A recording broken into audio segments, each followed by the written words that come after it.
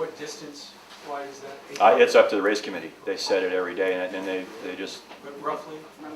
Well, I mean, the ones that they've been setting in practice have been, you know, in the 800 meter sort of range, but it could be more or less. It's up to them. It's not a fixed thing.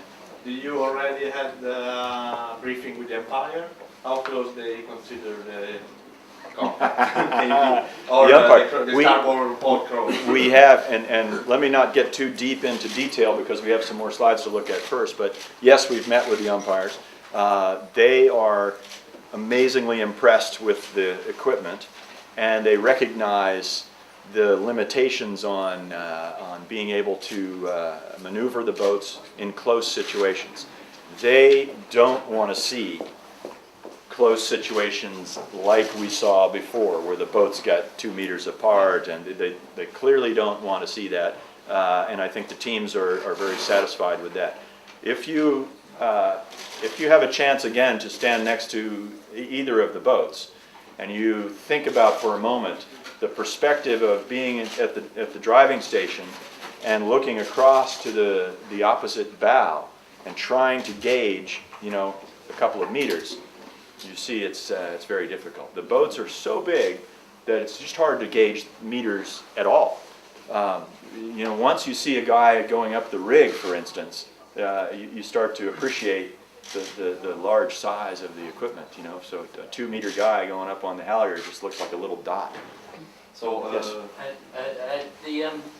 The instruments on board the boat that give you things like time or distance, how accurate are they when presumably the boats accelerate so quickly? Well, that's what they're there to do, is to determine what the boat is capable of. But what we have not been able to do, neither team has been able to do, is to go out and race under real conditions in a race and find out how accurate the instruments are. The other thing is that the race committee, we're all used to seeing the race committee go out and anchor and be on station and stay there. And so you can go by and ping the corners and know exactly where they're going to be. But in this situation, the race committee boat is actually going to be holding position with its engines because it's too deep to anchor when they get 30 miles offshore. So both teams realize that, and you have to, again, recognize that there's another level of inaccuracy. So you may, in fact, see starts where a boat is 3 or 4 boat lengths off the starting line, and the people on board are completely satisfied with that, as opposed to the 1 second type position that we tried to get in the old boats, because we knew exactly where the line was, and if you made a mistake, it was only going to be by a couple of meters, not by a boat length or 2. So it's a real challenge. The worst things that you can do on the starting line, you know, in this situation with these particular boats, is to be early on the entry or to be over early. So you're going to see the teams be more conservative than they have been in the past. It's not as simple as just ducking quietly behind the line if you're over early. It's a major operation to ask these boats to be turned and you know, turn them downwind and then to jibe them. You don't just turn the wheel. You got a lot of people that have to get in the right place, equipment that has to be set up, people that might have to move across to the other side of the boat. So it's a big deal, and it also eats up a huge amount of distance to be doing a circle and going back, and whether it's a penalty or whether it's being over early and trying to re-round. So that's one thing that I think you'll see the teams being very conservative about approaching the line and trying to hold themselves back a little bit. But before we get into too many more questions, let me pop through a couple more of these slides. I know you're going to come up with lots more questions. Remember that race 2, you know, presumably we'll get there, will be a triangle, equilateral triangle. So it's going to be 13 miles, 13 and 13. This is a little easier race course to set up because you don't need quite the space on the windward leeward side of things. But you do have this issue of the which way you turn the race course, you know, if the shoreline is over here, for instance.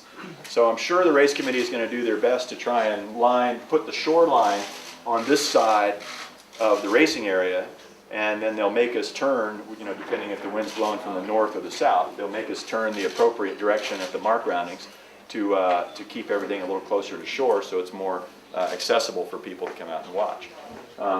Same deal on the start. You're going to have that offset entry, and you know, a good sized line. It'll look long, but it's not that long in time. So, on race day, and again, I know that a lot of you know this, but just to review it, the earliest start we can have is 10. The race committee looks at the conditions the night before, and they're communicating with both teams and with the weather teams of both teams, and they're deciding if that makes sense. Yesterday they thought it was best to hold everybody for a little while, so they postponed. Then they went out on the race committee boat and they experienced how rough and nasty it was, and they decided that it wasn't appropriate to try and have a race. But that's the earliest start tomorrow. Will be 10 o'clock, for instance. Start procedure we'll get to in just a moment. We talked about the port boat entering from the box. There's no changing of marks, no shortening of course. That's in the deed that you can't do that. You got to go the full course once you've started. The only restriction on the whole process is the 7-hour time limit.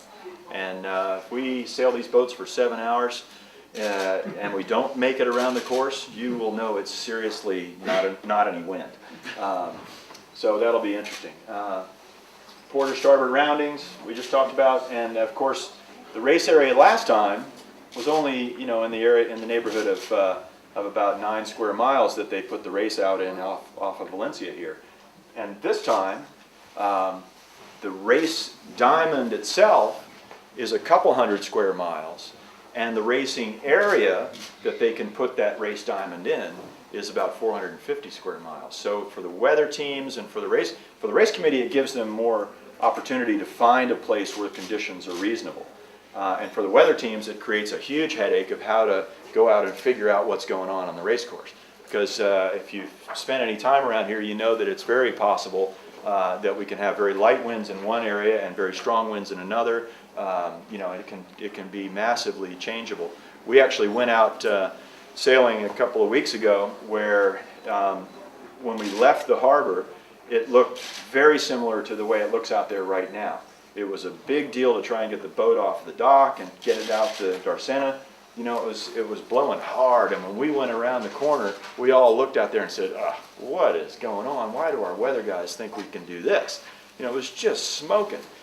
And we towed for a little over an hour, and we put the main up, and it was about 9 knots of wind, and we sailed around for several hours. It was beautiful. But it was way far away from here. You know, so we do have that flexibility within the racing area. If there's an area that's reasonable, you can find it. It's a much bigger race area than last time.